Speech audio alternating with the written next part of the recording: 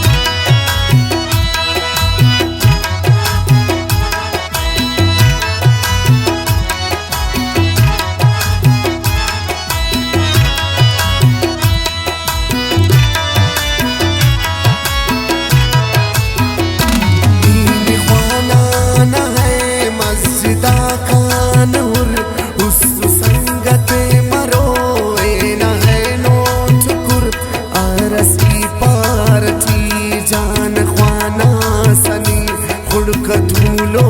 कना बसावाना सनी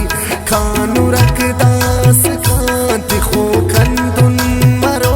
नापने ओढ़ही लिखा सुचना सलो यमो पारे ओढ़े महफूस खाट थे नसी पार तो जोड़ी महफूस खाट है नो बसो सिवल दाब फेस ऐनो बसो सिवल दाब फेस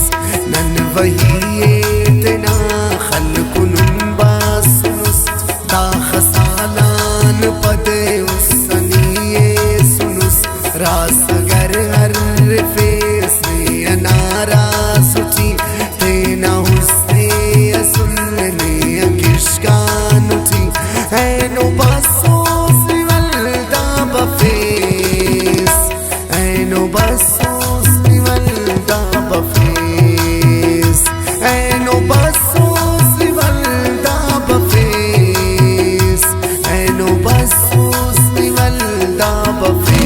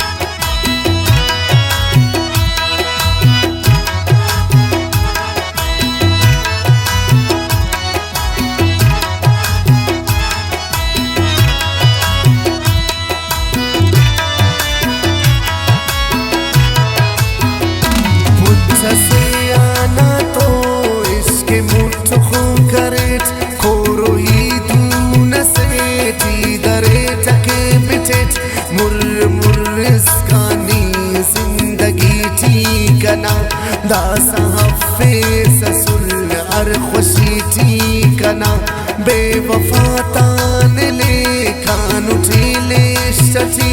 काफिरा तान शागान उठी ले शची याद कर ही तो होगा इल्लास नास कने पारेस कनो नी तो मखास नास ऐनो बसूस वल्दा बफेस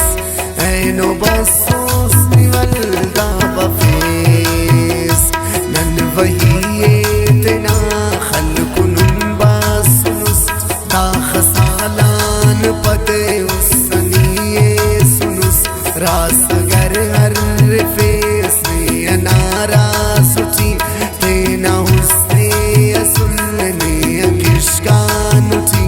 ऐनो बसूस वल्दा बफेस ऐनो बसूस वल्दा बफेस ऐनो बसूस वल्दा बफेस ऐनो बसूस वल्दा बफेस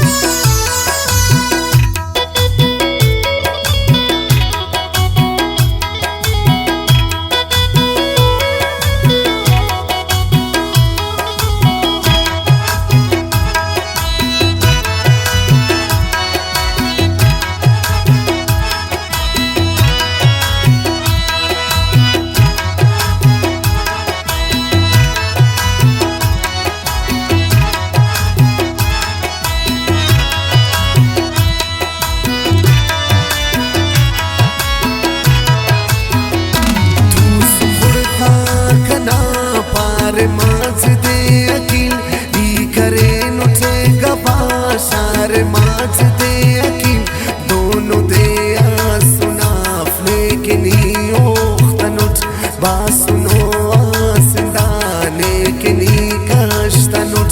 कना मजबूरियान फायदार फिसाद तेना शहरात अचे बेवफाले किसा कंकी बदनामी नानी सबब मासुनुस ऐनो नाराज़ी नानी सबब मासुनुस ऐनो बसूस वल्दा बफेस ऐनो बसूस वल्दा बफेस नन वही तेना खल्कुन बासुनुस ता खसालान पद